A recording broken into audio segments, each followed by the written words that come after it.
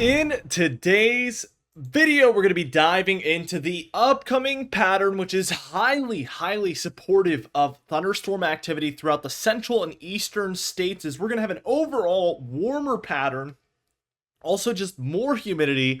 Those two things lead to what we call CAPE, which is what we're looking at right now. This is going to bring daily thunderstorms, but also multiple major severe weather events potentially.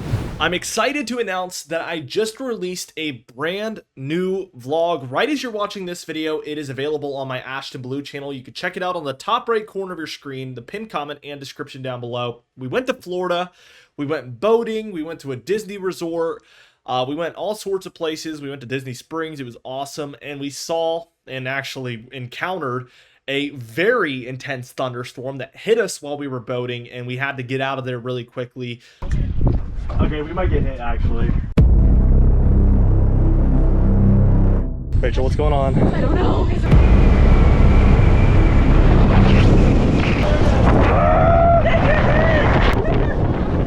Oh, get us out of here! Check it out today. Subscribe to that channel, like I said, like the video and comment down below that video because it helps me out so much as I'm just beginning to grow that channel. It helps it get suggested to more people, which is very hard to do when you're first starting out. So that would mean the world to me if you guys would just go do those three things over on that channel. So let's take a look at this CAPE, which again stands for Convective Available Potential Energy. And it basically is going to be temperature and humidity put together, and this is an equation essentially that we can use to determine the actual potential for thunderstorms in the atmosphere. And during the wintertime, there's almost none of this, and we've seen just a recent explosion in these numbers of the CAPE, which is just getting drawn in from the Gulf into the central and eastern states, as you can see. Values in the blues and greens is sufficient for thunderstorms, but the yellows, reds, and purples especially are going to be highly sufficient for thunderstorm development. And this is a, like, it's almost hard to even put into words, but it's like a consumable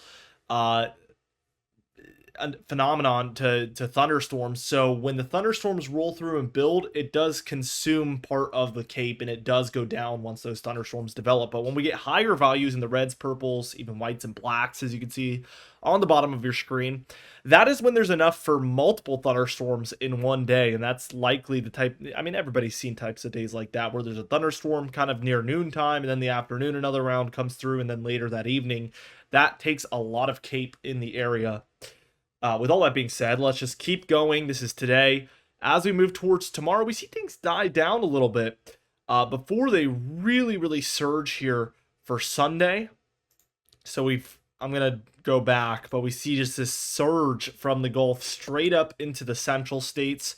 So watch this action here. Today, Saturday, Sunday. So we can tell this is flowing in and building up for Sunday, where we have huge values of CAPE here around for especially Texas, Oklahoma, Kansas, some of the areas that see the most of this stuff. And then as we keep going, it surges all the way into the Midwest, the plains, and then here's those purples and whites I was talking about. Look at that. That is high values. So again, highly sufficient for thunderstorm development. As we keep going, the surge really doesn't end. Excuse me, by the way, I've been having allergies. We see it kind of die down here for midweek, but then look at Thursday the 1st, Friday the 2nd here. We see a lot of it along the Gulf Coast, up the East Coast there. So that is going to bring some stormy days here later next week. I just wanted to show this to show you guys how much of like a late spring summer pattern we're moving into. Here's an example of when it really dies down, and we have almost none in the eastern states. This is for Saturday, May 10th, although this is 360 hours out, so probably will look quite a bit different, but this is what it can look like when it dies down. So we are very much in the opposite of that right here with the pattern that we're expecting, where it's just free flowing in. Looking at the actual precipitation on map here, we can see that by tomorrow afternoon, we do have thunderstorms for the plains, where again, a lot of that CAPE is surging into this area. But we also have some for the eastern seaboard, and this is going to bring potential thunderstorms up and down that area for tomorrow on Saturday as well. some snowfall in the Sierra Nevada mountains out in California too. Very interesting as we're moving into late April here. Sunday on the 27th, another day where the Cape is just free flowing into these central states. We see thunderstorm development all over the place. Because that is in place, it's allowing for these to just spark up during the day with no real parent low, except for here in Colorado, way to the west. That is going to bring a pretty big severe weather event later on. And by later on, I mean kind of the Monday timeframe here. So we're starting to look at it. It moves up into Minnesota.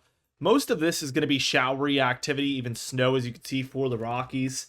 But there is a cold front that you can't really see that well, and we are going to see thunderstorms sparking up underneath into the east of that low here overnight. So here's overnight Monday into Tuesday.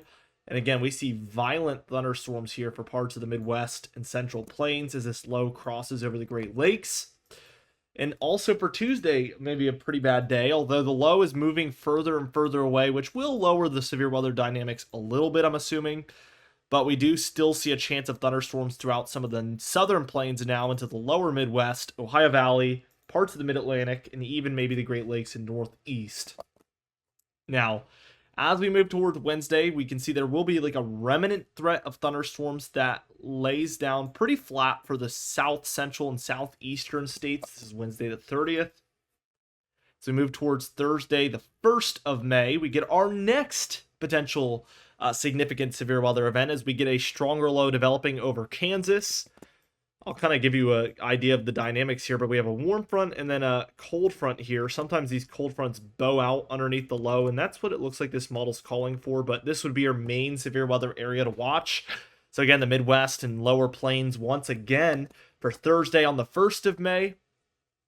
By the time we reach Friday on the 2nd of May, this low is intensifying to a 986 millibar low pressure center, and it has plenty of thunderstorms around the Gulf Coast and then up the eastern states as well. With this type of a cold front, we do actually see a cool down moving in. So that's again Friday on the 2nd, and we actually get warm air surging up the west, which is allowing for this cold front to violently slam into the eastern states here. Let's keep going. Saturday the 3rd, very quiet. This is likely when we saw that Cape dying down at times. We do get another low trying to form over the Midwest for April or May 6th. Also, we see a cold front extending out, warm front out here. This is getting pretty far out. We're just beyond 10 days here, so take it with a grain of salt. But more thunderstorms and more severe weather events on the way seems to be the trend here from this European model. And for Tuesday, that moves eastward towards like the Appalachian Mountain Range, still through the deep south and Gulf states, and overnight reaching the eastern seaboard. For Thursday the 8th, we do get a low here near eastern Canada. It's quite cool, so probably more showery than anything, but wouldn't be surprised if there is some thunderstorms in there with this type of event. Still closer to the Gulf and closer to the Mexican border, we are seeing thunderstorm development without any parent low pressure systems, and we're seeing overall just humidity and temperatures high enough to support these daily downpours and thunderstorms, which does happen especially late spring into summer. And that kind of just continues. We don't see any more lows developing though. Let's take a look at the total precipitation, where due to all of this activity, we do see a decent amount in the east, especially here in the south central states up into the Midwest and Northeast and Great Lakes here. Those areas do quite well. I'm a little concerned about the southeast. I mentioned this yesterday, but a drought that's been developing over a while looks to worsen here over the next couple of weeks. And also the northern plains and upper Midwest are spotty with some of that, but these areas in between where it's mostly red are looking quite good. The west is relatively dry as well. Looking at the anomalies, again, like I said, this area in the southeast is looking quite a bit drier, but the south central states and up into a lot of the northeast does look quite wet, which is going to be good news for them. Northwest is very dry compared to normal. Here's the Storm Prediction Center outlooks here. Day 1 for today on Friday the 25th. We have 2 large general thunderstorm risk areas and then one there near the Florida Keys as well, so a third. That's where we expect general thunderstorms, but anything is possible, so heed every watch, warning, and advisory. The 2 darker green areas is going to be your level 1 marginal risk areas where we expect isolated severe weather to occur. And then your yellow area there in West Texas and surrounding states is going to be your level 2 slight risk, where we expect scattered about severe weather to occur. And then your orange area there is your level 3 enhanced risk, where we expect a little bit more widespread severe weather to occur. Day 2, we have the 2 general thunderstorm risk areas and a marginal risk. A little bit of a slower day, but the eastern seaboard is all included there. And then we get going by Sunday with a new round of severe weather. We have a marginal risk that stretches from the Texas-Mexican border, and then your North Dakota and Minnesota area borders with Canada. So stretching very far across the central states there. We do have a couple of extended day risks, one of them being day 4, which we were very concerned about, Monday on the 28th. The yellow translates to a slight risk roughly, and then the orange area there for a lot of the Midwest and plains is going to be your enhanced risk roughly. These are the 2 color grades that we get for extended day outlook, so it can't even get any worse than this. So we are expecting anywhere from an enhanced to high risk day here. High risks are very, very rare, so it likely would fall under enhanced or moderate, but you never know. Again, this is as high as it possibly goes on these extended day outlooks, so looking like a relatively impactful severe weather day, to say the least.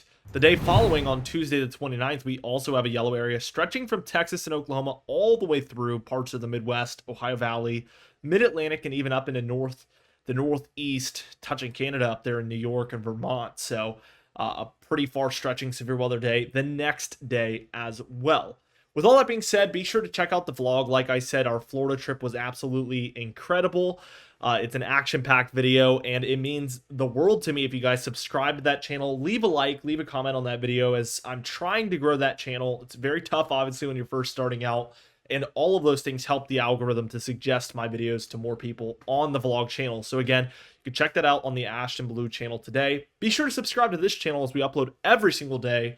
You can even hit the bell icon for daily notifications when we upload so you never miss one. Be sure to like the video if you did enjoy it, leave a comment down below, and I'll see you guys in the next video.